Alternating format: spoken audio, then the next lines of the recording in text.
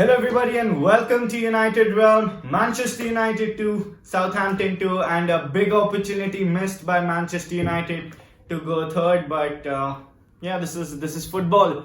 This is the Premier League. It's the most competitive league in the world, and even a slight mistake in this league could hurt you a lot. So it's unfortunate that the match ended that way, but top four is not gone yet. We've still got it in our hands.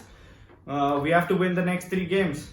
There's no other alternative because we play Leicester in the last game, so win the next three games and top four is ours. But if you want to finish third, then we'll need some help from the other teams. Chelsea will need to drop points, but Chelsea play Liverpool and Wolves in their last two fixtures. So in those two games, they might drop points, but we've got to go and win the next three games, and then at the end of the third game, we'll see where we are if we finish third or fourth. We haven't bottled top four yet. It's still in our hands, but we drew the game, but it does feel like we lost it because of the manner in which the match ended. A horrible injury to Brendan Williams, and we went down to 10 men because of the injury. And that was the turning point. The momentum shifted towards Southampton, and we spoke highly about them in the match preview. I said that they are a very energetic side that plays good football, and they'll press us high up on the pitch, and that's exactly what happened. And unfortunately, we couldn't get over the line. To be frank, that challenge from Romeo on Mason Greenwood, man, that was a red card, man, because that was a very dangerous tackle on his ankle. Luckily, Greenwood got away with it because he could have been out for months with that injury, because even Solskjaer said that his ankle wouldn't have taken that, and that was a dangerous tackle and he should have been sent off. But VAR got another decision wrong. I mean, that was a red card. No debate about that. And Luke Shaw also picked up an injury, and so did Brendan Williams. That was a terrible head injury, and he was bleeding. So hopefully it's nothing too serious, and he'll recover soon. We might not have Luke Shaw and Brendan Williams for the next match against Crystal Palace. That's a double blow for us because we might miss out on both our left back specialists, and that's just unfortunate. Yeah, the obvious pick will be Diego Dalot, but I haven't been convinced from him, and he hasn't really featured this season. So hopefully Shaw and Williams will recover soon, and they'll be fit to start. Am I worried about us not getting top four? Because Man City's ban has been overturned now. Firstly, how are they getting away with that? Because they violated the financial fair play rules, and they are able to just walk away from that. Then what's the point of the rules? Just scrap the rules then. Because that decision has been overturned. The 2-year ban has been overturned to none. That decision is a disgrace, to be honest. But sticking to United, am I worried about us not getting top four? Not really, because I think we will. I'm more disappointed than I am worried, because we should have won this game, and we deserve to win this game. But it was unfortunate the way we conceded and the circumstances. But it is what it is. It's football, and anything can happen. But I'm sure the players would take this up their chin and bounce back. It's also a test for their mentality. The winning mentality should be there, and if it is there, we'll see it in the next match. But to be honest, I'm getting a feel that we will bounce back, and not just bounce back, we'll go and explode there and smash Crystal Palace with maybe even 3, 4 or 5 goals against them. So now we go into the player ratings. Before that, smash a like on the video and subscribe to the channel if you're new. So let's get on to it. David De Gea, he played his 400th game for Manchester United, and that's a really good milestone to achieve.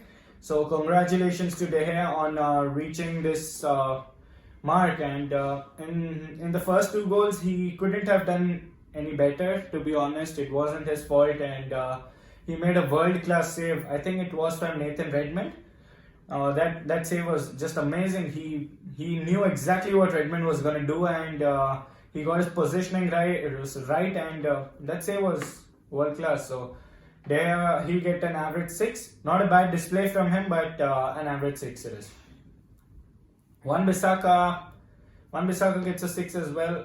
Another average game for him. It wasn't his best game, but he got another yellow card, and it was from another slide tackle. He's got 2 slide tackles wrong in the last 2 matches, and that's rare because he's just fantastic at that. But he's looking a little bit off. But going forward, he's still got a lot to improve. He can improve because he's got that ability, but he's got to simplify his game a little bit because at times he tries to overdo things. He keeps chopping, and that he just needs to simplify that part. And average game for Wan-Bissaka, he'll get a 6. Victor Lindelof will get a 7. I think he had a really good game. Yeah, he could have done better in the second goal which we conceded because he got his position wrong. He should be facing that side so that he can clear it away, but he got a little bullied by the Southampton striker, and we conceded. But apart from that, I think he had a fantastic game.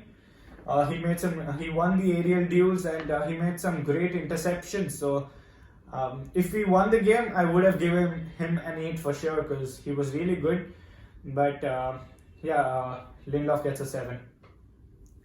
Harry Maguire gets an average 6. I mean, not much. He had a chance to score a header, but he couldn't reach the cross from Fernandes. But defensively, he was fine. And he looked a little bit shaky at times, but 6 for Harry Maguire. Luke Shaw gets an 8. I think he was fantastic again. He's been really impressive, and it was a shame that he couldn't finish off the match. He picked up a knock, and he didn't want to come off. That shows the passion, and he wanted to continue playing. He's loving his football, and he's playing really well. And he also tried to knock off the injury by running, but he couldn't carry on. So hopefully it's not too serious, but he's been one of the best players for us, especially after the lockdown.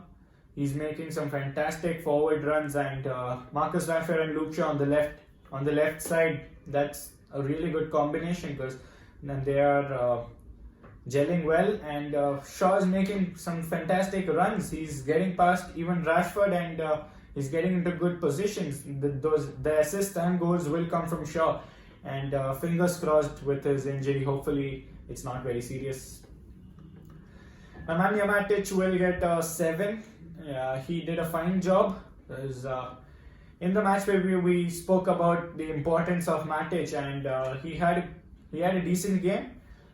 He was the extra protection when United were on the attack because he soldiers the centre backs with Maguire and Victor Lindelof, so that allows Luke Shaw and Aaron Wan-Bissaka to go that high up on the pitch, and also gives the freedom to Pogba and Fernandes to express themselves. So he does an unsung work, Nemanja Matic, but he deserves the praise for this match. He was decent, so Matic gets a 7. Paul Pogba had a seesaw type of a game because his mistake led to the first goal which Southampton scored, but later he made a brilliant pass which was led to the goal which Rashford scored, the equalizer. So that long ball from Pogba was world class, and we need to see more of that. He had a decent game. It wasn't his best game which we have seen, but a 7 for Pogba. Bruno Fernandes, he had a poor game, man. He'll get a 5. Yeah, he had a bad game. His passes weren't up to the mark, and his first touches were poor. And I think this was the first game in which he didn't have so much of an impact, which Fernandes does have always. But he managed to get an assist even in the bad game. That shows the sign of a top player, because even in a bad game he manages to get an assist. So that goal contribution stats keeps increasing. So yeah, he's much better than that, and he knows it. He was disappointed by himself. He got annoyed at times when his passes weren't finding his teammates, but other than that, he had an off day. But I'm sure he'll prove himself in the next game, and he'll be a vital part. So 5 for Fernandes. Marcus Rashford, Rashford gets an 8. I think this performance from him was the best he has played after the lockdown, and that goal was top class from that angle to score that. That was a really good goal, and he almost scored another one which was ruled offside. So he's getting into those good positions and he's making some fantastic runs. So he looked a little bit, he was lacking that sharpness initially, but now he's looking much fitter and sharper. So Rashford will score a few more, I think. So he had a good game, so Rashford gets an 8. Mason Greenwood, he was invincible in the whole match, to be very frank, but he's still young. He'll get a 5. Greenwood gets a 5 for me, and that's why, to the people saying we don't need Jadon Sancho, we do need him, because I don't think Greenwood is a right winger. He's done really well from the right wing, but he's more like a poacher in front of goal. If he gets a chance, he'll score 9 times out of 10. So he's more like a central striker, but we need Sancho as well, because Sancho has that creativity to give assists and goals, so which we might lack on the right side. But a bad game for Greenwood, but he's young and he'll just grow with that game, with this experience, and he'll improve. So that's the importance of having a good squad, because especially in this game was an example of that, because when we subbed off Fernandes and Pogba, our midfield was Fred, McTominay and Matic, so where's the creativity gonna come from?